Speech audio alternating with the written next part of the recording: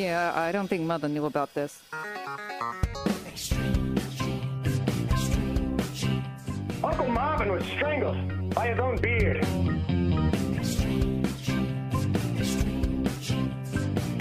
Yeah, you never saw it coming.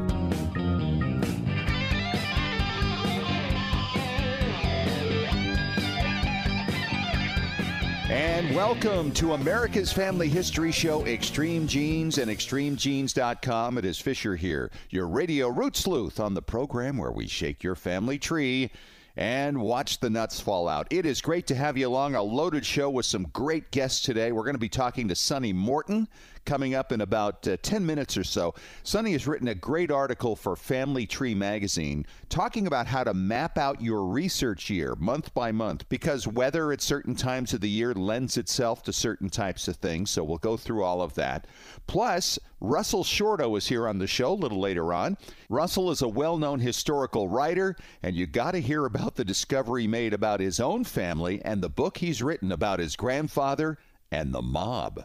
Yeah, Dr. Henry Louis Gates is back this week talking about the latest episode of Finding Your Roots on PBS. And, of course, right now it's time to head out to Boston, Massachusetts and talk to my good friend David Allen Lambert, the chief genealogist of the New England Historic Genealogical Society and AmericanAncestors.org. Hello, David. Hello, sir. How are you doing today? I am doing fine. In fact, making lots of discoveries this past week. How about you? Oh, I did the same, and I can tell you I've got a new connection. Remember my War of 1812 veteran I stumbled upon? Yeah, Henry Poor, I think it was, right?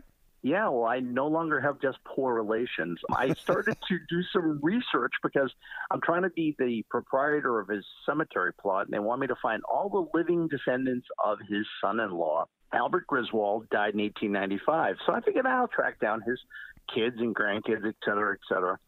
I stumbled upon one in an obituary. It says he was a brigadier general under Jimmy Doolittle in the Pacific. And, of course, many of you may have heard of Doolittle's raiders. If you saw the movie Pearl Harbor, you see that raid on Tokyo. So he was tied in with Doolittle, not that he was on the raid. But the best part of it is who this guy's daughter is. Her name is Claire Griswold. Might not mean anything until I tell you that she was Sidney Pollock's wife. Oh. And, yeah, so Sidney Pollock and her had 3 children, 2 daughters still alive, a son that passed. One of the daughters is married to Hutch Parker. Hutch Parker is the director of the X-Men series, so I can connect War of 1812 to X-Men. That is really, really strange. And I found this past week from a friend of mine that there's more information coming in on my pirate ancestor. And yes, and we'll share more of that in the weeks to come, but really fun stuff. I love making new discoveries. Well, let's get on with our family histoire news today. Dave, where do you want to start? Well, I thought we would start with talking about cats and shoes in houses. Now, what? Everybody probably has a shoe in their house, right? Yeah, of course. Usually it's on your floor. Well, in Nova Scotia, they're finding that people would put them in for luck in walls. Yes, they would take old shoes and put them in the walls. This is what they're finding in Acadian homes up in Nova Scotia. And strange things embedded into the walls of your house wasn't the first time I've heard this. When I was over in Scotland, they talk about a variety of houses where they find the skeletal remains of house cats placed into the walls. Now, wait a minute. So they put the living cat behind the walls, and then the cat dies back there. Right. Apparently, they would take the cats and put them into the walls during construction to fare off any bad spirits, is what was told to me when I went on a house tour out in Edinburgh. That's crazy. That is insane. You know, my grandfather and his sons were all builders in Oregon, and so Grandpa would often buy up land not too far from his home in Albany, Oregon. The boys would go over with him, and they'd build these houses and turn them and sell them. And recently, someone who lives in one of those homes was doing a remodel and found a piece of framing that my uncle had written his name on and put a date on. I think it was 1935. They actually removed that segment and presented it to my cousin, who still lives on the property of my grandfather. Isn't that crazy? Oh, it's amazing. Well, New England homes, occasionally over the threshold of the doorway, you would find a silver dollar or a gold coin. So anytime anyone was demolishing houses, they would always want to knock away that part to see what was up there. And I've known a couple of contractors who have found silver dollars, and in fact, one case, a gold coin. Crazy. Wow. Yeah. You just never know what's in the walls. Maybe it's just not the baseball card you lost when you were a kid and flipped down the cracks in your closet. You know, history is always fascinating, but I think the ancient history really fascinates me the most, our ancestors. And going back to ancient Egypt, they're uncovering many remains in Sequoia, basically a cemetery. They've recently found 50 coffins, including a scroll of the Book of the Dead that was 13 feet long on papyrus. The Book of the Dead was basically spells directing the dead to navigate the underworld in ancient Egypt. Fascinating stuff. Wow. Well, this is our first show since the inauguration, and when I was watching it, I saw Dan Quayle, who, of course, is the elder statesman. Jimmy Carter and Rosalynn weren't there. But you've met a few presidents in your day, haven't you? Yeah, I actually met Quayle once, but I've met 4 presidents. I've met presidents from both parties. And then I figured out I'm related to 10, and that's kind of the fun part of genealogy is where you figure out these ties. And I know because you're from the New England area also, you have an amazing connection to a president. Yeah, good old honest Abe. Yeah, Abraham Lincoln's ancestor, Edward Gilman, is also mine. So I can say that when I visited him in Springfield, Illinois at his tomb, I was visiting family. Isn't that amazing? And the relationship is what? Probably like his 5th great-grandfather and my 10th great-grandfather. Something like that, yeah. Yeah, I'd have to put it down on paper. Right off the top of my head, I don't recall, but it is a shared ancestor from Hingham, Massachusetts, where the Lincolns came from. That's amazing. That is a great tie-in. What fun. Well, that's all I have from American Ancestors for you this week. Signing off from Beantown, but remember, if you haven't done genealogy with American Ancestors, you can save $20 and go to American Ancestors with our coupon code EXTREME and become a member. All right, David, thank you so much. We'll talk to you again at the back end of the show with another round of Ask Us Anything. And coming up next, Sunny Morton is going to talk about her recent article in Family Tree magazine, showing you how you can plan your research throughout the entire year based largely on the weather. Plus, later in the show, Dr. Henry Louis Gates and another incredible guest talking about his grandpa and what he did for the mob. Yeah, a lot still to come on Extreme Genes, America's Family History Show, and ExtremeGenes.com.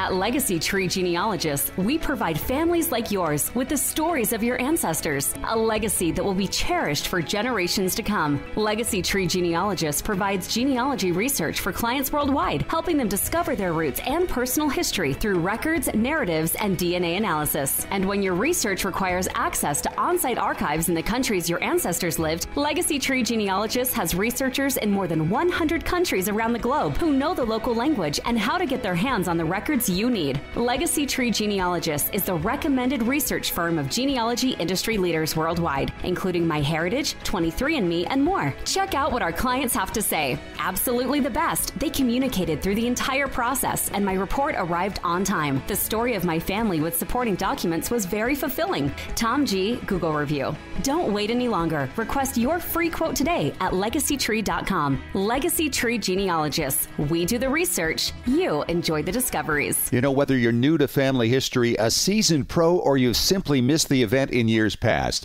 now's your chance to connect at Roots Tech Connect, the world's largest family history conference. For the first time ever, this event is 100% virtual and 100% free. That's right, virtual and free.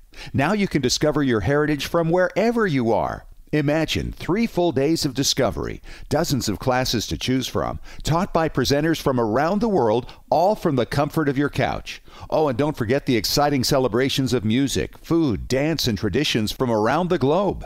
Enjoy inspiring keynote addresses and learn from top-notch speakers, and see yourself in the story of the human family.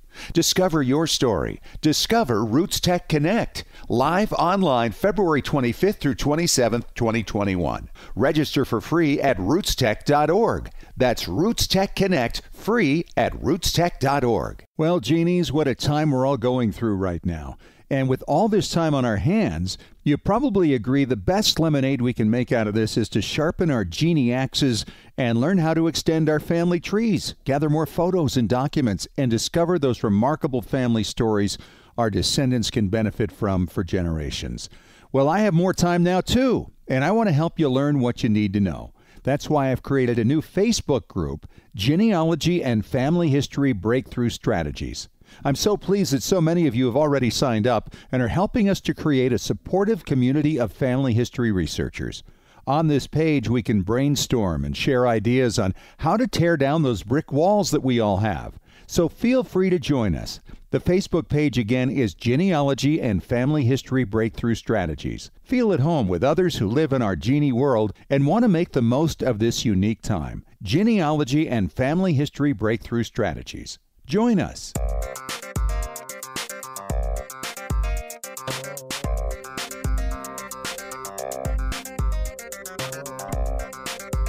All right, back at it on Extreme Genes, America's Family History Show, and extremegenes.com. It is a new year, and I remember just last year looking at Family Tree magazine online and seeing an article by my good friend Sunny Morton, and Sunny's on the line with me right now. Hey, Sunny, how you doing? Great, Scott. It's great to be here. You did a great article last year about kind of how to map out your year for family history things, because really there are rhythms to the year for things to do at certain times of year, largely based on weather. And normally we might have repeated all the things you said last year, but with COVID, everything's just a little bit different. It is. And of course, all of our own quirky schedules and where we live and all that kind of thing is a little bit different too. Sure. So this is the kind of thing that's so adaptable. You've got some great suggestions. Let's just start right at the top. January. What do you think is a good thing to do at this time of year? You know, a lot of people in January just find their desk. Really just whatever's piled up during the holidays or the end of the year, whatever it was.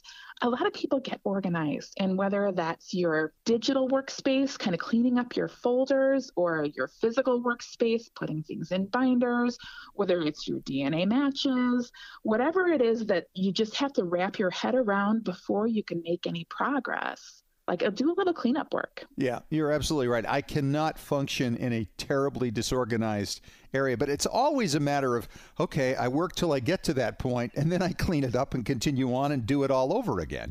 Yeah. Yeah, but the point is we need to get to the bare desk first. Yep. But once you get to that point again, then we'll just start over. Absolutely. All right, February. Right. Okay, so February, I think, is a quiet time of the year. There's not often a lot going on. If you live in a cold weather climate, then you're generally indoors. Reconstructing a family. I just finished teaching a workshop on using collateral research methods. The idea that you research the whole family group, not just your direct ancestor, but all their siblings and the whole group, so that you can get a sense for the whole family.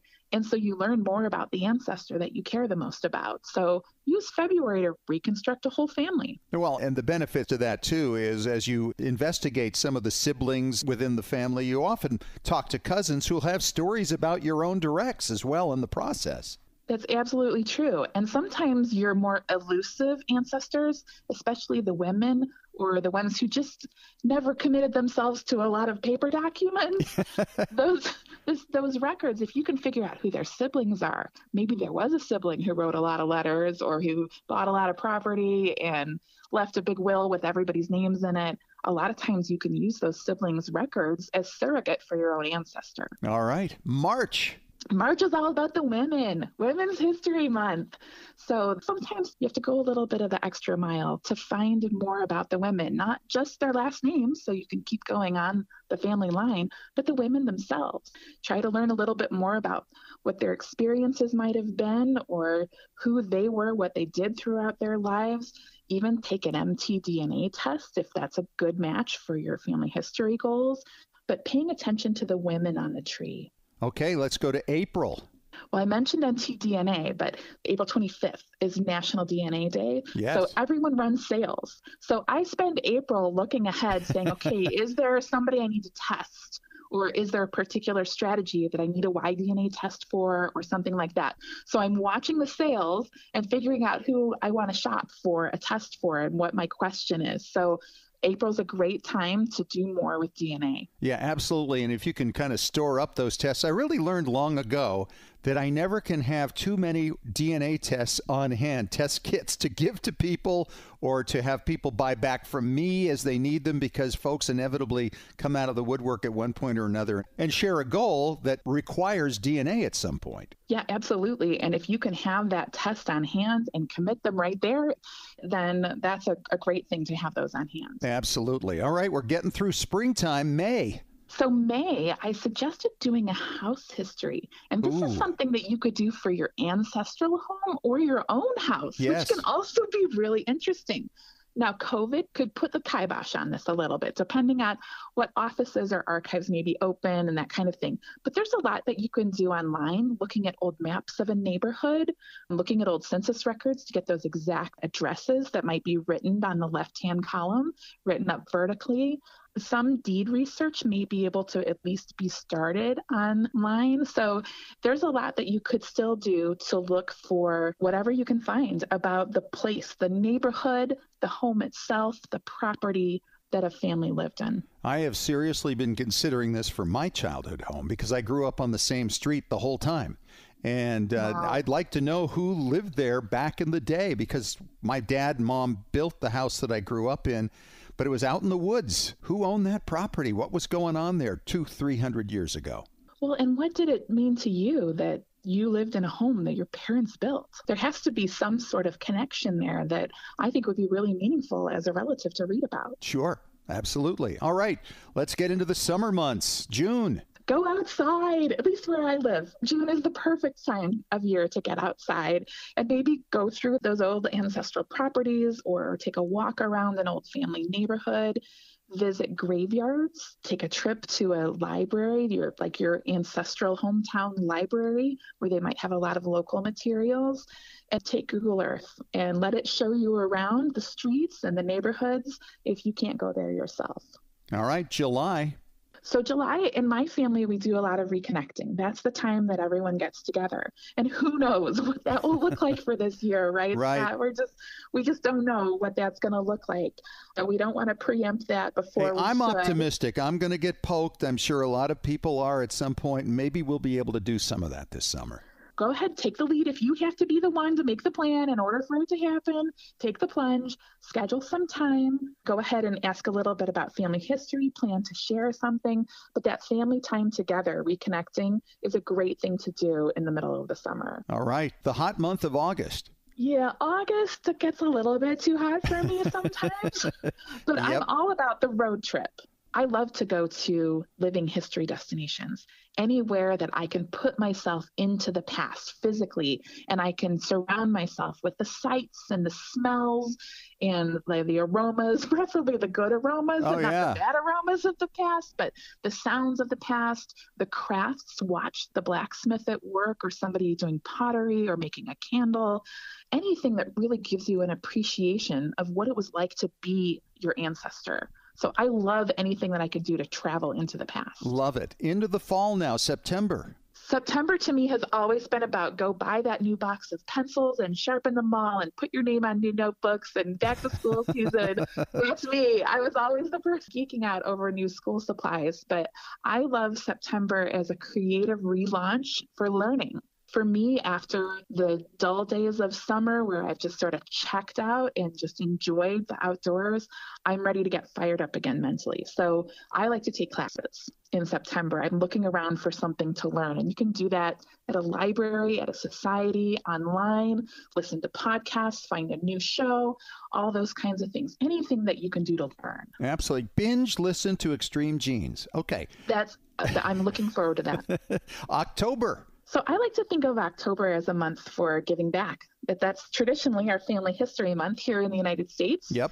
And I think it's a great opportunity to, head out. The weather is still good in many places. It's sort of a transitional season to head outside and go to a local cemetery and upload some tombstone photos to find a grave or billion graves, or respond to other people that have asked for those, or do some indexing, those kinds of things. Anything that can help volunteer. I think volunteering is a really important part of your balance as a family historian, because when you give, then you get back. It just seems to work that way. All right, November. Now we're moving into the season that we just came out of. I think November is a wonderful season for sharpening your storytelling skills. It's National Novel Writing Month, and we're not going to write a novel about our ancestors' lives. First of all, they were true, right? Yeah. And we're not going to fictionalize them, but it's a great time to get your creative juices going. There's lots of libraries and groups that have writing prompts and ideas to get your juices flowing, because it is still a creative process, even whether you're writing the truth. So try to find an ancestor whose story you're excited to write about, and then just create a little timeline or draft something. Maybe if you thought about it as a book jacket, what would it say? Just that 500 words or that 50 words, and then write the story. And even if it's not something that you put in print, although I would hope you would, you've got the story there in your brain and you can share it. Well, next time, in November, you're looking ahead to Thanksgiving and other holiday gatherings, and you're going to be primed and ready to tell that story. Yeah, and perhaps even print it up like you talk about and share it at Christmas time. Right. And I've done that before. And it's that one time when I did some oral history interviews and I transcribed them and put them into a booklet. One of the two members of that couple has now passed away. And that little book is now the story of his life in his own voice, with pictures and things like that. So December is a great time as you just sort of pull to the end of the year. You're gathering your relatives, and it's a great time to celebrate traditions, a great time to remember loved ones. I think it's a great time of year to show displays that honor your relatives, whether they've passed or whether there's somebody that you're missing. A lot of people do have harder times at the holidays. They're grieving or they're lonely. And this is a way to sort of bring that sense of belonging back to life. And of course, wherever you live, your weather is going to affect things. It's warmer in the south, but you might have ancestors in the north, and it might be vice versa. Nonetheless, you can adapt these things any way you see fit, or do none of it at all, or do half of it, or whatever it might be. And if you want to see Sunny's article from Family Tree Magazine online, we've linked to it at extremegenes.com. Sunny, thanks so much. This is great stuff, a great reminder. You've given me a lot to think about, and we look forward to talking to you again soon. Absolutely. Thanks, Scott.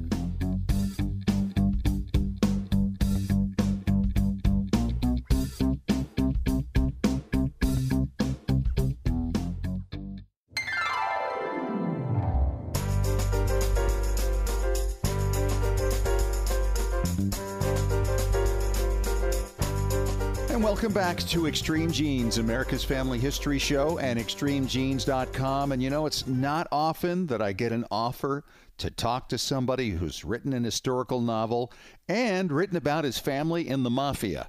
And yet we have that guest today, and that's Russell Shorto. He's a best-selling author. And Russell, it's great to have you on the show. Thank you, Scott. Great to be with you. Now, fill me in on this. You've been a writer your whole life. I see you actually got a knighthood from the Dutch government for some work you've done, and you've written for the New York Times Magazine. What got you into historical storytelling? Well, I'm glad you put it that way. Historical storytelling, and you mentioned novel. I just want to clarify, I don't write fiction. So this latest book is nonfiction. It's different for me because it's memoir. Okay. It's family history, but this is my 7th book. And what I write is narrative history. So to me, that's storytelling. Yes. But it's storytelling based on, everything is footnoted. And so what I'm most known for is a book I wrote called The Island at the Center of the World about the Dutch founding of New York. I've written a book about the American Revolution. So most of what I've written about is long ago. And several years ago, an elderly relative came back to my hometown when I was home over Christmas and said, "When are you going to write about your grandfather and the mob?" And, this is something that's not a question you hear every day, Russell. Exactly. But, I've always known that my grandfather was involved with the mob. But there was a little bit of I guess you would say, a veil of silence my family had over it. And I was an obedient son, and I didn't put it in my mind that it was a possible thing to write about.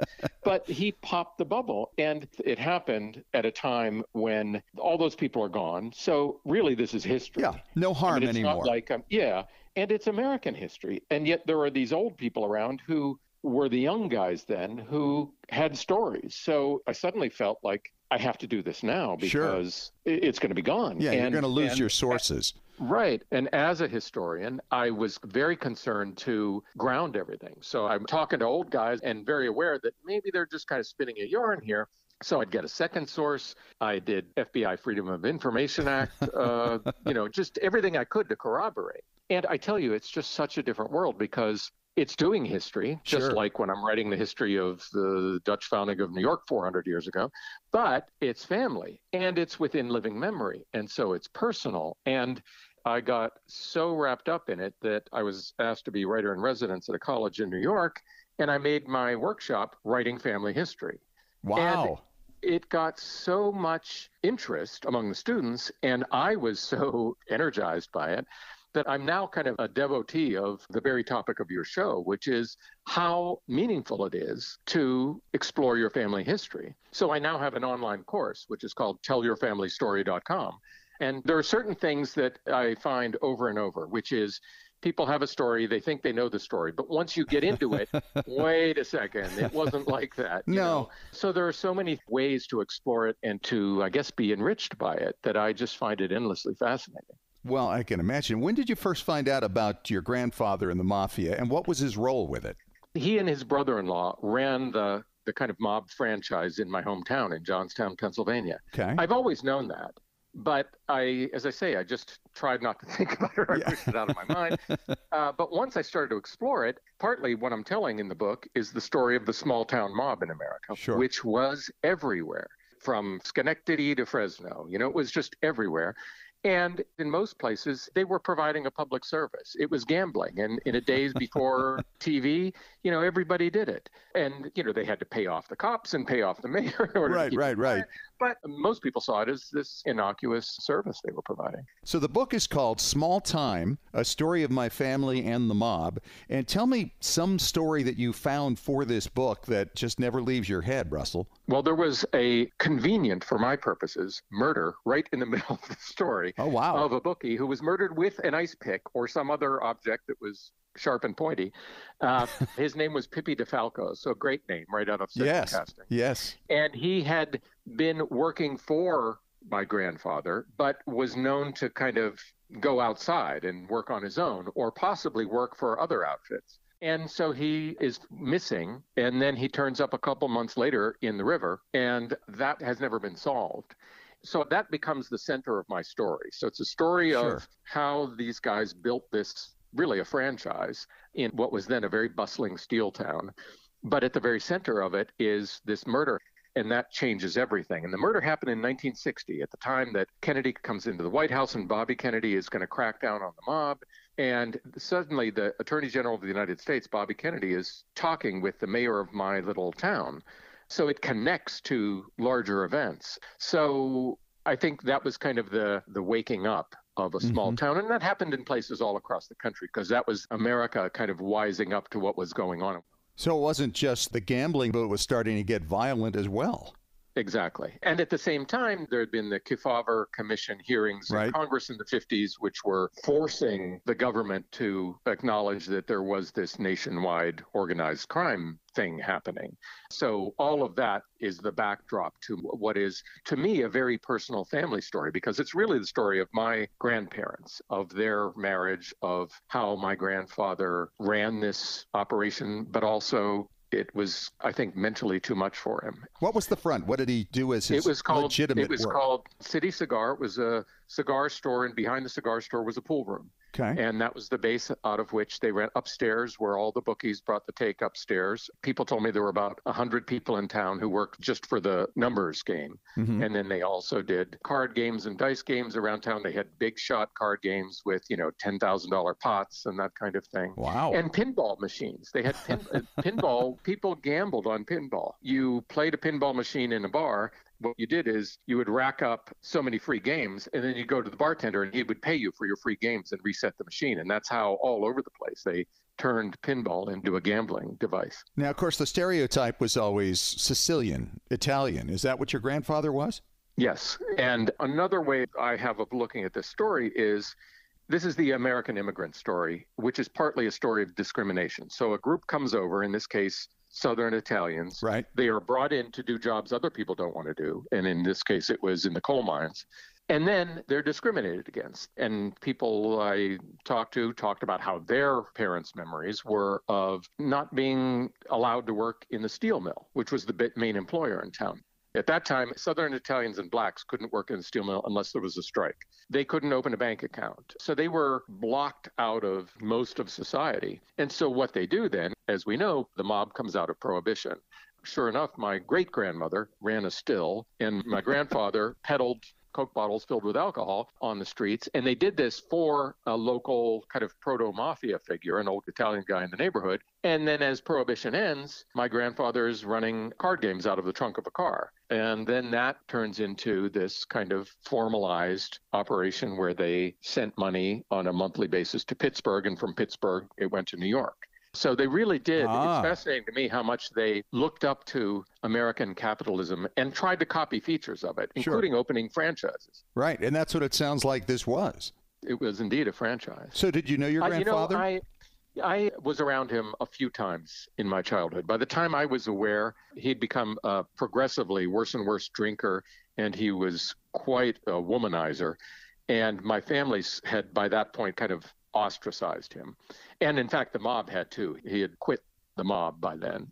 So he was, to me, a sad and kind of dark figure by the time, I was aware. Sure. He is Russell Shorto. He is the author of Small Time, A Story of My Family and the Mob. And the book is out February 2nd. Where can they get it, Russell? I hope everywhere. On Amazon, at your local bookstore, if it's open in this time of COVID. Awesome. Well, I'm looking forward to reading it myself. And thanks for coming on and sharing the story. It's fascinating. Thank you so much, Scott. And coming up next, Dr. Henry Louis Gates joins us again to talk about his newest episode upcoming on Finding Your Roots on PBS when we return in 3 minutes on Extreme Genes, America's Family History Show.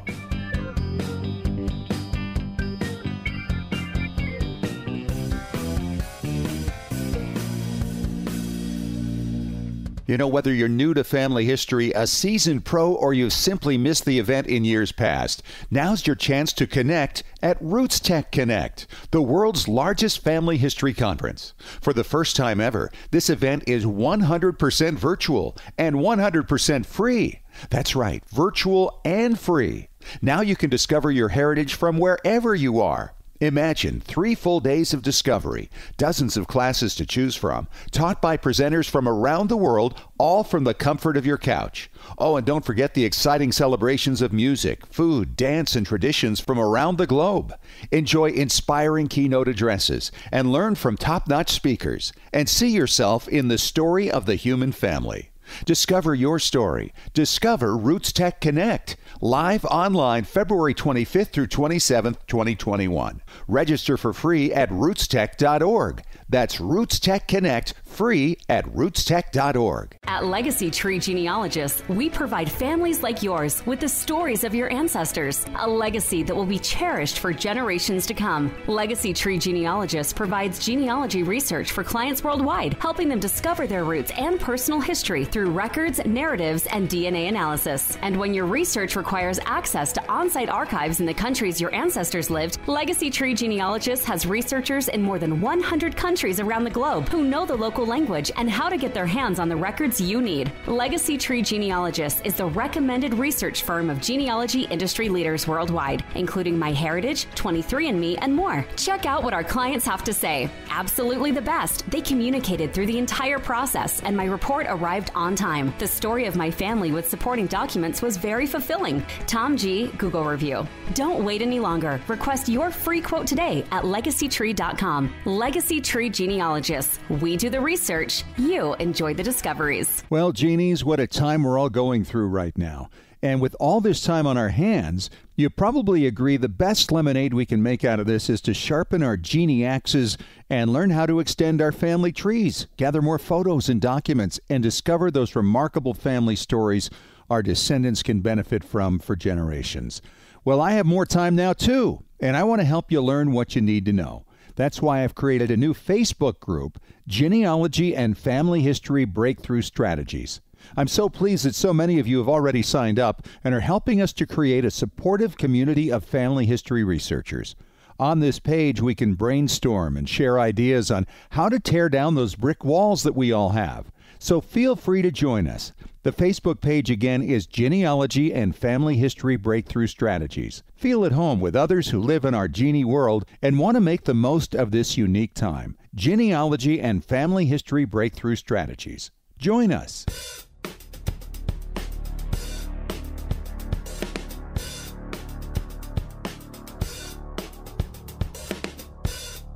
All right, Dr. Henry Louis Gates is back on Extreme Genes, America's Family History Show, and extremegenes.com to talk about his upcoming episode on Finding Your Roots on PBS. Dr. Gates, good to have you again.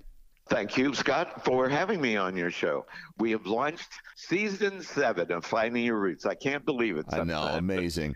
It's amazing. And this is the second episode. In episode 2, it's called Against All Odds.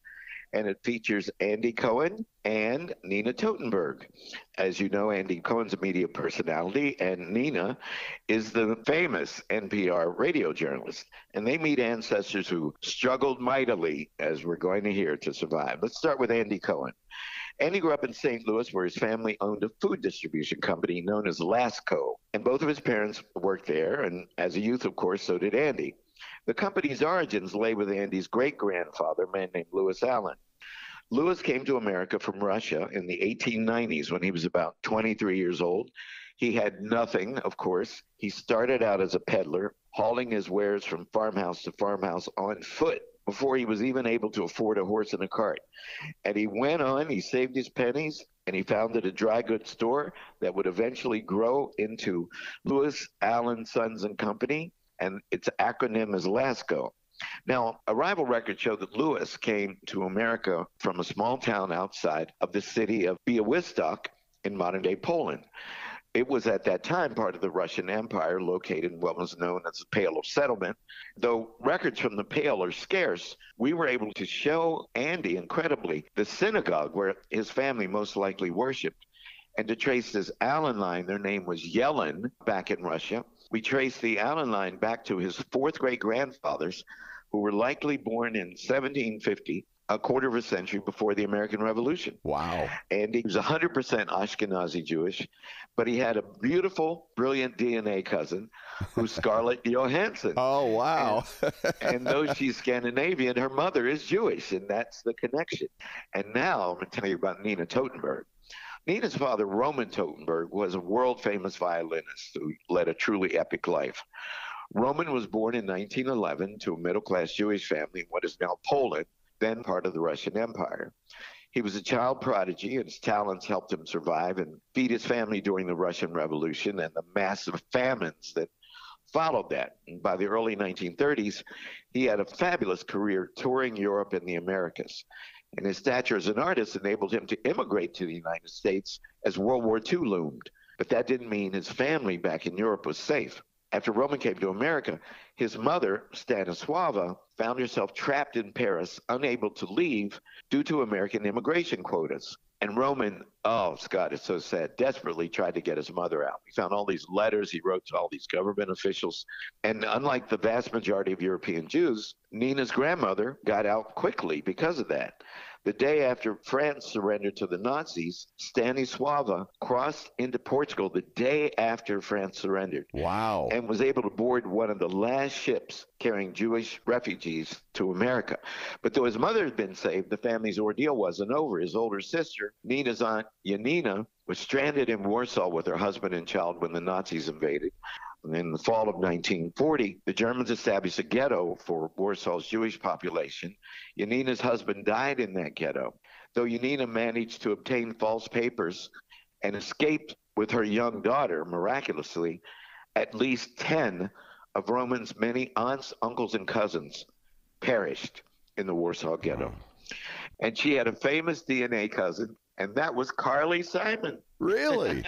Yeah. And of course, I can't wait to see the show. It's on Wednesday nights on PBS. Check your local listings for the time. And Dr. Gates will talk to you again next week. Okay, take care. Thank you. And coming up next, David Allen Lambert with another question on Ask Us Anything on Extreme Genes, America's Family History Show.